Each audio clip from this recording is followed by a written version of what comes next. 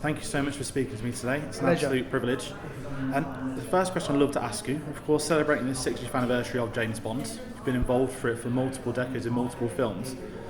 I'd love to put you on the spot and ask, prior to joining the franchise, what was your favourite stunt before you got the chance to make some of your own? Well, that is putting me on the spot, that one. I was 17 when I did my first Bond film, and I think at that time I was just so focused on learning how to be an engineer and learning the art of special effects. I think probably my favourite stunt would be the barrel roll. Yes, Man of the Golden Gun. Man with the Golden Gun, yeah. Was it Man with the Golden Gun? Yeah. I think that was the first one. I thought, wow, they did that for real. Excellent. And as well, what I'd love to kind of follow up that is with some of the work of yours, we've got the Aston Martin DB5 in the background. How's that process been over the years with the different eras, the development of the industry? What was it like coming back to get a practical sequence with a DB5 with new gadgets? How was that for No Time to Die? It was interesting and different because normally we've got a great relationship with Aston Martin, but normally when we go in there they're quite keen for us to use their latest model. So it's like a commercial for buy the latest Aston Martin. Whereas on this occasion, because of it being Bond's personal car and he was retired, going in there and saying we want the DB5, there was a bit of a hush in the room. And then, especially when we said, we need 10 of them, there was an even bigger silence. But, Aston Martin, as they've done throughout, our history with them, rose to the challenge. And we decided, how do we get 10? Do we buy 10? Do we rent 10?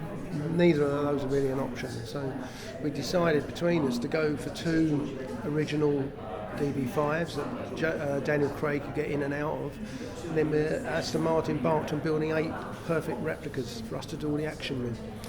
So 2 of them had a driving pod on the roof where we had three times British Rally champion Mark Higgins driving Daniel and Leia screeching around the streets of Matera. 2 of them, as the one behind, were fully kitted out with every gadget they had. And then there were 4 full-on rally versions of the DB5, which the stunt drivers could absolutely feel comfortable driving at fast speed around Matera. Amazing. And following that, of course, we're at the auction house. I'd love to also ask, is there anything in particular that if you could have anything available at the auction, what would be the one thing you'd love to have if the chance came? I'm slightly biased because I love playing the guitar, and I've just noticed over there there's a limited edition Bond guitar, so I would probably go for that on a personal basis, but I have a strong bond with the Aston Martin V8. I worked with that 30 years ago on Living Daylights on an ice lake in Austria, Weissensee in Austria, and then it came back in No Time to Die, and it was great to see it back. It's a magnificent sounding car, a great looking car, so that would probably be my other choice. Excellent, and that might answer the next question I had. I was going to ask, is there anything, if you've looked through the catalogue, that's really jumped out from a nostalgic viewpoint of a certain vehicle that you remember that you're now seeing auctioning off? Or well, as I just mentioned, the V8 holds a very special place, but there's also a cello case that was in Living Daylights, which Timothy Dalton and Miriam Dabeau sledged down, escaping from the villains again in Weissensee, and being shot at by various villains and different vehicles. And I noticed that's in this auction. We spent a lot of time working out how we could get it down the mountain. There are various versions, one with a little steering rod where you could steer it, another one that we could tow. So that was very nostalgic for me, seeing the cello case again. Amazing, and I'd love to ask on a personal note, I know that you do second unit direction now. Is there anything coming up that we can look forward to as well? There's several things in the pipeline. I have stopped doing the nuts and bolts of special effects now. I still do concept work. Second unit directing is my passion. I'm talking to various directors at the moment that I'll be shouting from the rooftops when I line one up. I've had great times doing second unit with Mark Filmstrong, Christopher Robin, Sam Mendes on Skyfall, and I'd love to have a relationship with either of those because they're great filmmakers. And finally, final question, one you would have heard a lot with a former collaborator as well. Do you think Christopher Nolan will ever get the chance to do a Bond film in the future? Who knows? That's in the lap of Michael Wilson and Barbara Broccoli.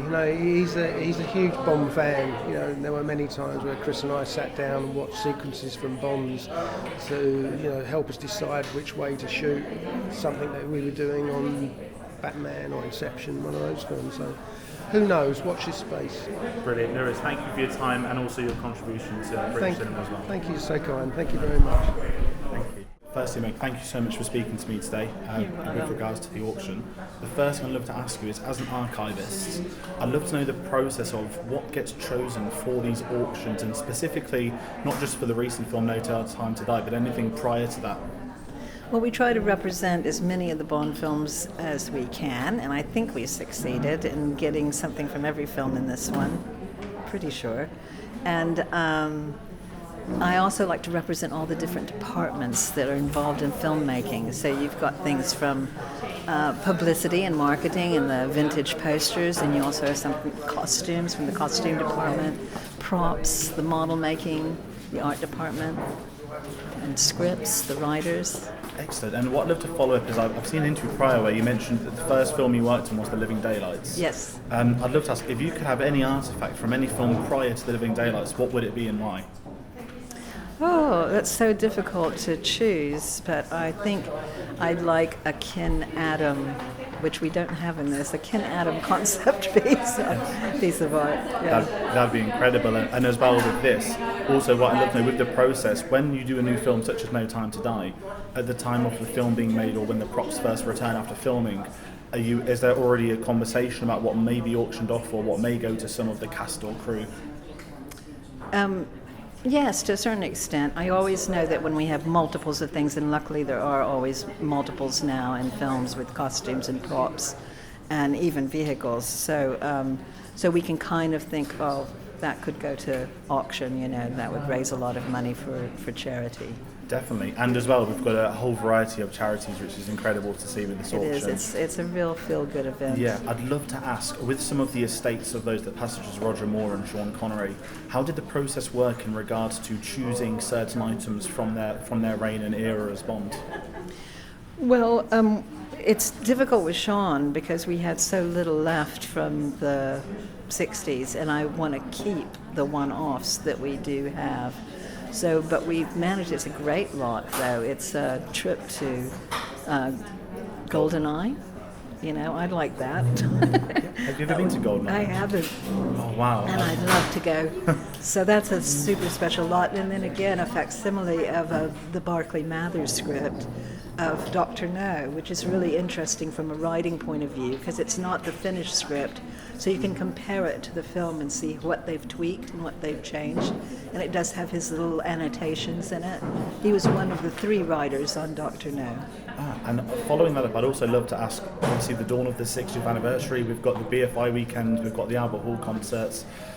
How does the approach work following on from the auction? Have you got stuff prepared for each of those events as well as an archivist? Yes, we're going to have some vehicles out at the BFI for the Weekender and the screenings and a Q&A. So, and then again, we have a great concert lined up. And they have kindly donated a guitar that's going to hopefully be played there that night and signed by all the artists.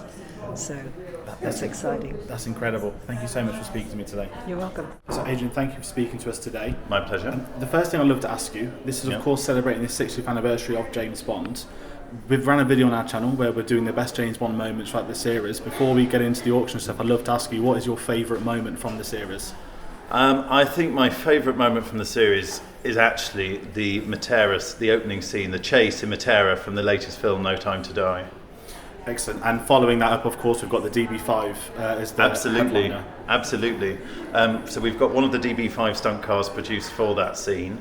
So externally, identical to a DB5. Internally, completely different beast, produced to be capable of all of the special stunts and moves that were in that film.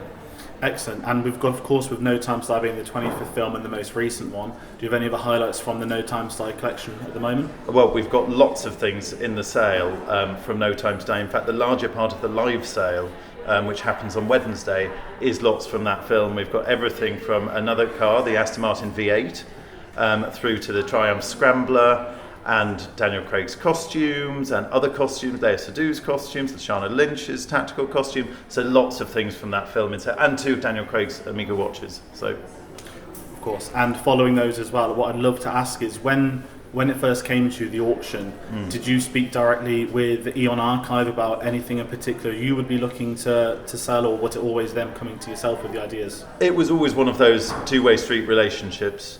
But to be honest, anything that they could give us to put in this sale, we'd be thrilled to sell. It's not like they have anything that any of us wouldn't die to have. Definitely. And what I'd also to follow up is with the charities, there's so many different charities. Is there anything that jumps out to you in particular? Because some that I was surprised by in a really good way was a lot of film academies, especially with the estates of Sir Sean Connery as well. Absolutely. No, there's so many wonderful charities benefiting from this sale, and that's what really makes it worthwhile. The point of this is to raise as much money and do as much good as possible. I think we have around 48, 49 charities benefiting from the sale now, and the reason I'm slightly unsure is because we've just added another lot. We've just added another 2 charities. That extra lot will go up online this afternoon. Excellent. Are we allowed to ask what those extra lots will be? The extra lot, actually, yes, we've announced it this morning, and it is the guitar that's going to be played on stage by David Arnold at the James Bond concert at the Royal Albert Hall. Again, a charity concert to raise money on the 4th of October, and then our sale closes the following day, the 5th of October, with the guitar in it as our 61st lot. Excellent. And final question from myself. Everyone, of course, would love the DB5. Yeah. If there was anything else you could take from the collection, what would it be? Well, I've got to say there are 2 things here that I would dearly love. The Aston Martin V8, because it's an amazing thing, and actually it's the one film car that's also a road car, so you could actually drive it. But the other thing is the jewel-like Fabergé style egg made by Asprey from Octopussy, one of only 2 made for the film, and just an incredible jewel-like object. And how surreal is it selling the Fabergé egg in a real-life auction house with it from where it's Well, it's quite incredible. I watched the scene back only last night, and I think how it will play out on Wednesday will be slightly different from how it took place in the film. But yes, incredibly surreal, and that particularly is going to be a real moment to remember. Brilliant. Thank you for speaking to us today. Not Good at luck all. with the sale. Thank you very much. My pleasure.